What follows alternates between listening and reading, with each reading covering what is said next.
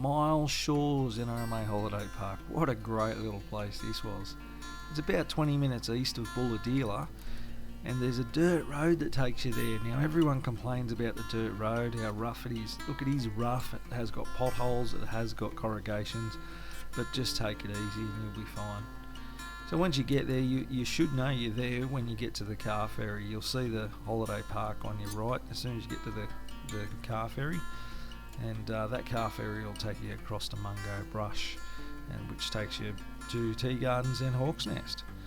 When you get there, make sure you go in and have a look at the information centre. They've spent a lot of money and a lot of time on that, trying to get some information about the area, and there's plenty for the kids to do too. Table tennis, hire a bike, go for a swim in the pool. There's a little bar there for mum and dad. What a great little place this is. Once you get into the shop, it's very well equipped. You can buy shirts and hats and other bits and pieces. You can even buy a stand-up paddleboard. I don't know if it'll hold my weight, but hey, you might be able to jump on there. Inside the shop, you'll even find some grocery staples, and that's a really great feature because you are a fair way away from the shops. I mean, it's 20 minutes to Bulahdelah, and if it's night time, you can't even get across the ferry. So it's great to see this little shop's got all your basic items that you need, and maybe a little bit more.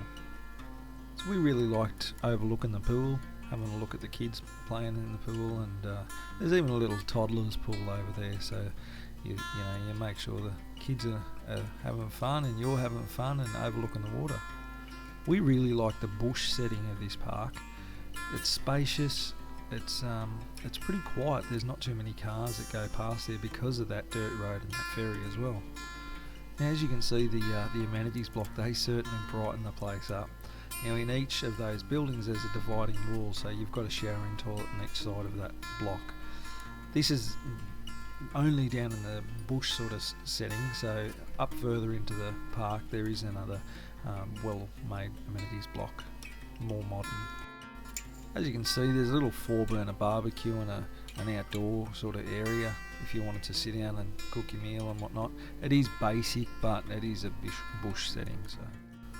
So we really loved the setting that we were at in regards to how close we were to the water. We're only about 20 metres away from the water, and that was fantastic for the kids. You could still sit at your campsite and keep an eye on the kids. You can walk out for 150, 200 metres before it even starts to get deep, so that's great for little toddlers, but keep an eye on them all the same. One of the biggest complaints that we did have was access to water. Now, where we were shown our campsite, by the time we parked our caravan, we realised that we were a fair way away from the actual water tap. So I worked it out to be about 20 to 30 metres away from the water tap. Now, not many people carry a hose that's 20 or 30 metres long, so we had to fill up the water tank basically before we set up camp, but it was okay for us. But just keep that in mind when you're there. We found the kids' play equipment. It was a little bit hard to find. We didn't even realise it was there until about a day later. There's a little kids' play equipment there with a slippery slide and whatnot. And there's a camp kitchen there as well, which has got another couple of burners and barbecues and outdoor settings that you can sit down and have your meals too. Spooky Swamp Island. This is a little play area for the kids. Our kids didn't necessarily like this area. They found it a little bit dangerous and whatnot. I'm not sure if the disclaimer is for real. Obviously there's not going to be some of those animals in there, but it didn't look too appealing for our kids, put it that way. Speaking of great whites, here's one here. Yeah, look, it's a great little place to jump on the kayak and paddle around the place. The water's nice and calm. It can get a bit blowy up there if that wind comes along, and it can get a bit rough out there, but early mornings and things like that, just paddling around that lake and whatnot, it's just spectacular. It's definitely worth jumping on the ferry and going across to Mungo Brush. On the way into Hawk's Nest, there's some beaches on the left. There's even a few four-wheel drive tracks. You can drive on the beach there.